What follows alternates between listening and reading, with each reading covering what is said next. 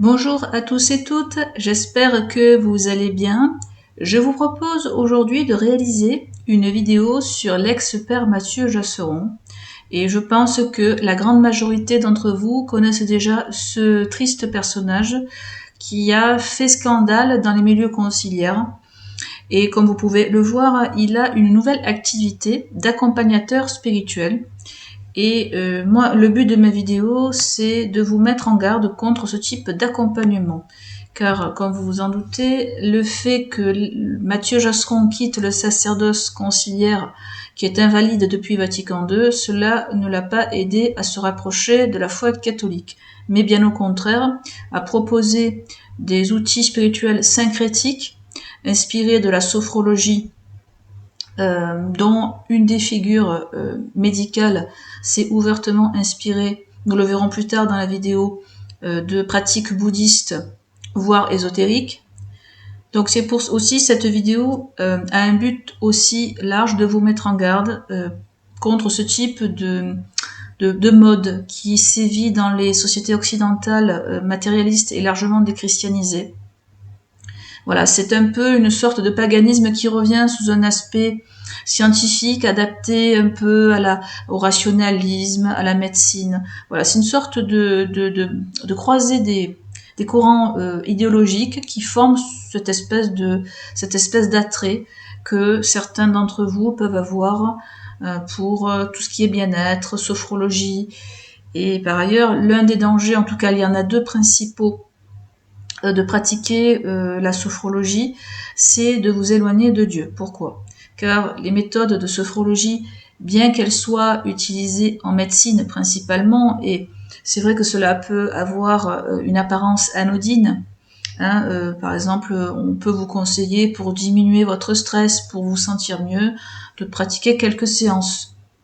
Mais le problème, c'est que l'origine même de la sophrologie, comme je l'ai dit précédemment, s'inspire de certaines... Voilà, il y a quand même certes une démarche philosophique, mais vous le verrez, il y a d'autres types d'influences, et cela vous éloigne malheureusement de Dieu, car le lien spirituel avec Dieu, c'est vraiment ce qui fait votre bien-être, et vous le verrez que le fait de vous rapprocher de Dieu, d'être assidu à la prière, cela vous permet de ressentir vraiment la présence de Dieu et donc un bien-être qui remplit toute votre âme. Voilà. Et puis par ailleurs, dans les véritables conversions, je parle vraiment des gens qui se sont rapprochés sincèrement de la foi catholique, vous verrez que pour certains d'entre eux, ils ont été changés à jamais. Voilà, il y a eu quand même des choses très positives qui se sont passées dans leur vie. Et ce n'est pas pour rien, car en se rapprochant de la vérité, eh bien, on ne peut en ressentir que de bons fruits. Et bien évidemment, malheureusement, vous avez des gens comme l'ex-père Mathieu Jasseron qui, au lieu de vous rapprocher de la vérité du Christ, vous en éloignent, et de manière pernicieuse.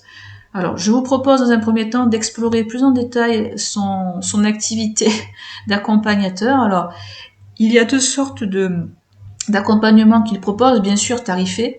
Il y a le fait c'est l'accompagnement personnalisé, et ça consiste à parler d'une difficulté existentielle, un besoin de partager une solution à trouver, ou que vous résidiez, profiter d'un accompagnement personnalisé. Voilà, donc ça c'est un type d'accompagnement soit par séance ou soit à distance, mais nous allons davantage nous focaliser sur les séjours de ressourcement. Alors déjà, je vais vous afficher, comme vous pouvez le voir, je remonte la page ici. Voilà, donc c'est séjour, ressourcement, laissez votre âme respirer. Donc c'est un très beau lieu qu'a choisi l'ex-père Mathieu Jasseron. Donc c'est un peu un lieu qui ressemble à certains monastères, et d'ailleurs l'endroit est un ancien hôtel-dieu qui a été restauré à l'occasion.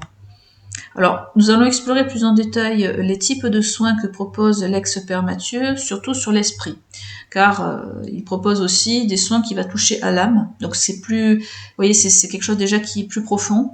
Donc je vous lis: prendre soin de son corps, prendre soin de son esprit, pardon, un ressourcement à partir des partages de l'ex-père Mathieu, rencontre d'accompagnement personnalisé, adapté aux besoins de chacun, atelier méditatif, découverte de textes sacrés, initiation et pratique de la prière et de la méditation, temps de silence pour retrouver la paix intérieure.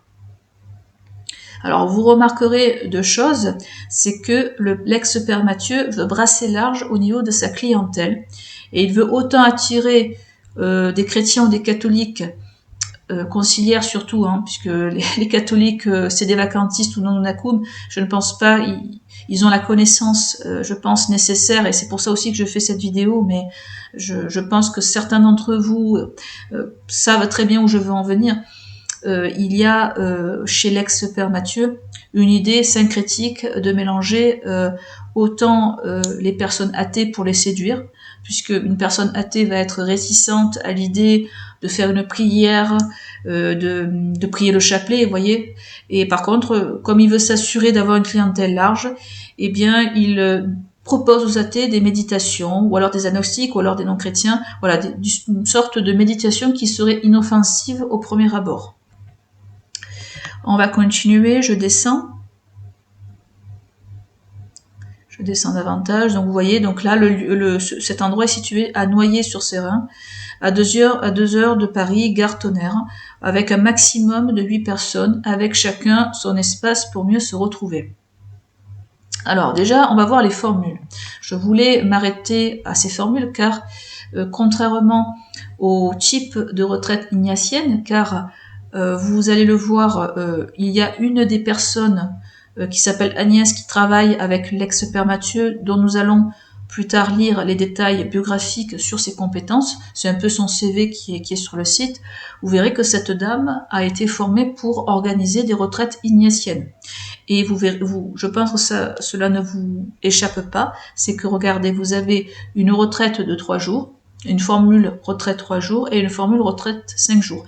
Et en général, vous pouvez avoir des retraites de type ignatienne qui durent peut-être plus que 5 jours, mais en général, c'est entre 3 et 5 jours en général.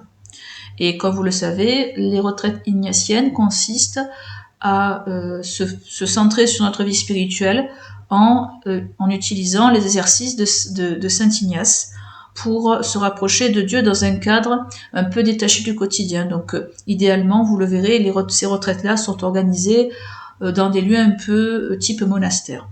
Alors justement, on va voir la différence que j'ai remarquée, que je vous partage, à savoir le prix.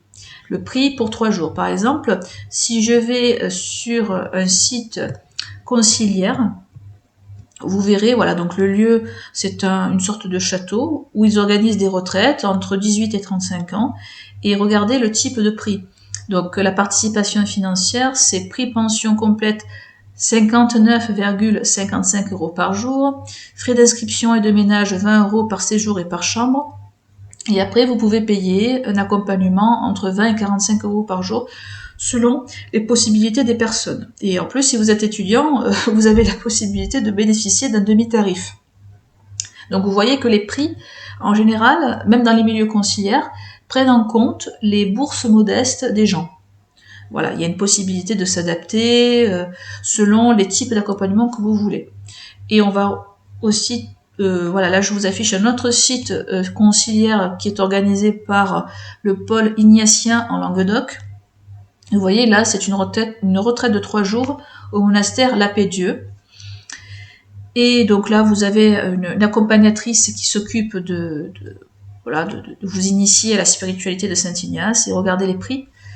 Prix pension complète, 130 à 150 € selon les moyens pour la retraite à payer aux sœurs, draps et serviettes en plus 6 €, animation et accompagnement 25 à 30 € par jour, soit 75 à 90 € pour la retraite. Donc vous voyez que les prix ne sont pas du tout les mêmes. On voit que il y a une volonté, comme je l'ai dit, de s'adapter à des bourses modestes. Et même on va aller aussi dans les milieux dits traditionnalistes, type fraternité sacerdotale Saint-Pédis en Suisse, vous verrez que les prix pour les dames ou pour les messieurs, c'est voilà, de 150 €. Et encore, il y a aussi, j'ai lu dans d'autres documents que on pouvait s'adapter selon les types de bourses, puisque l'essentiel, ce n'était pas d'être gêné par l'aspect financier, c'était de faciliter, au contraire, c'est de faciliter les retraites spirituelles à un plus grand nombre et non pas être trop gêné par le côté financier. Mais je remarque qu'avec l'ex-père Mathieu Jasseron, il ne propose pas des réductions, quoi que ce soit. C'est vraiment un prix où on est dans des tarifs hôteliers. Donc vous voyez un peu la différence importante qu'il y a. C'est près de soit pour les 3 jours par exemple, c'est presque le double ou le triple qu'on a pu voir. Hein. Donc c'est quand même impressionnant. Alors on va se pencher sur les questions fréquemment posées. On va voir le type de, comme je vous l'ai dit, le fait de brasser large pour l'ex-père Mathieu sur sa clientèle. Donc je vous lis la question. Est-ce que ces séjours sont destinés seulement aux chrétiens? Réponse, question et réponse. Ouvrez les guillemets, quelle que soit votre confession, que vous soyez chrétien, catholique, orthodoxe, protestant, juif et musulman, ou même agnostique ou athée, tous vous ressortirez enrichis par ces séjours. Si Matthieu s'inspire des conseils de l'Évangile, de la tradition et des valeurs chrétiennes, son approche est avant tout existentielle. Aucun prosélytisme, seulement du concret pour un quotidien plus apaisé et enjoué. Alors, moi je pose une question très simple. Déjà, l'ex-père Mathieu ne veut pas faire de prosélytisme, ce qui est très gênant, puisque comment voulez-vous être proche de la véritable source du bonheur, au moins essayez de vous en rapprocher, car bien entendu le bonheur n'est pas sur la terre est un purgatoire où vous avez des souffrances, effectivement, mais déjà de vous rapprocher de Dieu, cela vous met dans une protection naturelle justement pour vous protéger de certaines tentations.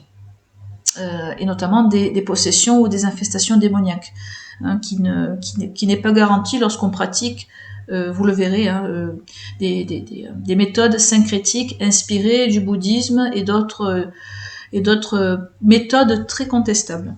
Donc c'est pour ça que vous voyez à quel point les catholiques conciliaires ou les conciliaires en général qui utilisent ce genre de choses, eh bien cela, je pense, a la conséquence de les éloigner de Dieu, car si on ne cherche plus à évangéliser, à rappeler l'importance de l'évangile, et même à des personnes qui ne sont pas catholiques, comment voulez-vous être plus apaisé, plus enjoué dans votre quotidien? C'est impossible. Voilà, vous pouvez à la limite avoir un bonheur éphémère et temporaire, mais qu'est-ce qu'un bonheur éphémère et temporaire à côté de la béatitude éternelle? Cela n'a pas de comparaison. Voilà. Et après, on va voir, si vous voulez, les types d'outils spirituels qui sont utilisés. Donc je vous lis, Matthieu est un ancien prêtre, voilà, diplômé de théologie et philosophie, etc., etc. Et ensuite on va se baser sur Agnès. Donc Agnès est une ancienne cadre infirmière diplômée de sophrologie, voilà, à l'INES Paris, école Quai-Cédo, 300 heures sur 2 ans. Et de plus, cette dame a une expérience dans l'accompagnement pour les communautés ignatiennes, voilà. Alors, on va voir quel est le type de cours que propose de sophrologie, puisque la sophrologie est très liée à l'école Quai-Cédo. Il est possible que dans votre vie quotidienne, on vous ait déjà proposé dans les milieux médicaux de suivre des séances de sophrologie. Alors, déjà, dans un premier temps, on va avoir une définition, ce qu'est la sophrologie, à savoir, je suis sur le site du Robert, définition, ensemble de pratiques visant à dominer les sensations douloureuses et de malaise psychique. Donc c'est une forme de relaxation. Et donc on va voir qui est à l'origine de la méthode quécédienne. C'est lui. Alors ce monsieur, donc il est colombien et il est l'un des fondateurs de la sophrologie telle qu'il est enseigné dans diverses écoles mondiales. Et notamment lorsqu'on parcourt un peu son type de ce qu'il a inspiré pour créer cette discipline, on voit qu'il s'est inspiré de certaines méditations par rapport au yoga et à certaines formes de méditation que vous trouvez dans l'hindouisme et dans le bouddhisme. Alors on va aller plus en détail, notamment sur le bouddhisme tibétain. Voilà, il aurait donc pratiqué diverses sortes d'exercices physiques, des médecines, etc. Mais sachez que ce type de croyances et de pratiques est étroitement lié à un certain héritage païen. Car là, je vous montre à l'écran divers cultes et rituels du bouddhisme, les grandes traditions, et notamment celui du bouddhisme tibétain, car le bouddhisme, tout à l'heure, je vous donnerai je vous conseillerai 2 vidéos dont je vous mettrai les liens dans la description, où vous aurez une description de l'origine du bouddhisme, pourquoi ce terme a été importé en Europe et pourquoi il y a des gens qui pratiquent divers types de méthodes de relaxation. Voilà, pourquoi il y a une mode et pourquoi certains cercles intellectuels, des chercheurs, des savants ont voulu introduire le bouddhisme dans la culture occidentale. Alors déjà, dans un premier temps, nous voyons que le bouddhisme, surtout tibétain, puisque le bouddhisme a aussi une très grande histoire avant qu'il ne soit importé en Occident. Il s'est énormément adapté aux différentes cultures païennes, que ce soit, comme je vous l'ai dit, l'Inde, le Japon, la Chine. Et parmi le substrat païen qui reste, bien qu'il y ait été au fur et à mesure, comme c'est le cas avec Kessedo qui a essayé d'expurger un peu le côté païen, le côté rituel, on voit que le bouddhisme est rattaché à certaines cérémonies. Donc je vous lis un extrait. En dehors de ces cérémonies occasionnelles, les religieux étaient astreints à un calendrier liturgique, comme on l'a vu plus haut. Un petit nombre de fêtes commémorant généralement les grands événements de la vie du Bouddha. Donc le Bouddha, c'est le chef, enfin le modèle spirituel pour atteindre le nirvana notamment, étaient célébrés à l'unisson par toutes les écoles. Et on voit que ces écoles rendaient un culte particulier à une divinité protectrice.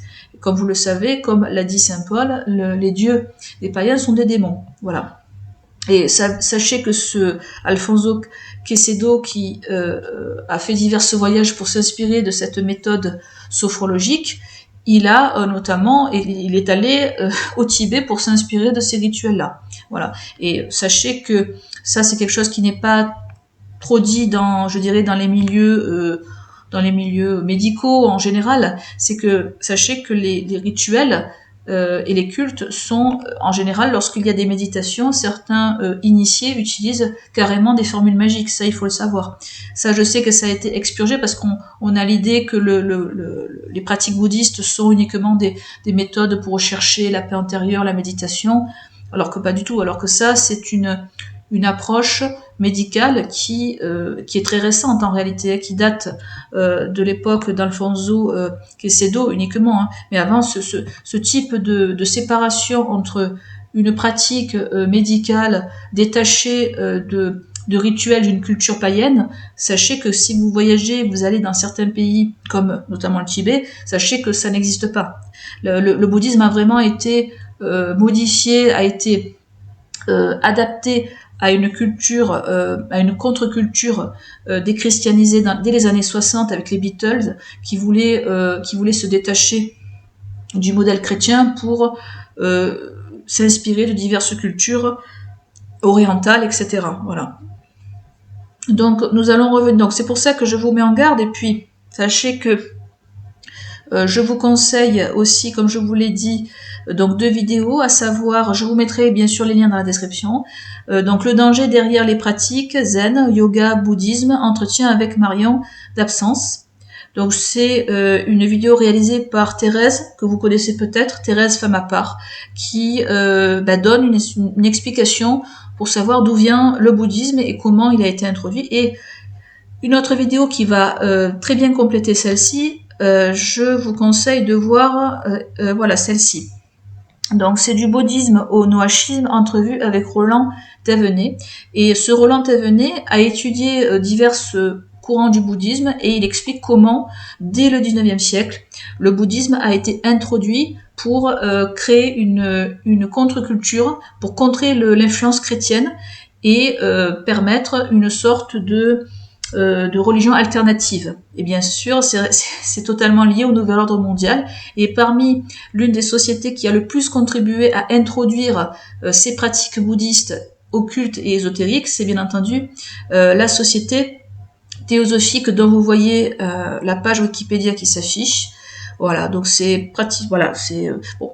Il faudrait faire une vidéo complète sur la société de théosophie, car elle mériterait en soi une vidéo complète, mais pour vous dire que c'est ce type de société, dès le 19e siècle, qui a introduit des pratiques syncrétiques dont la devise est « il n'y a pas de religion supérieure à la vérité ».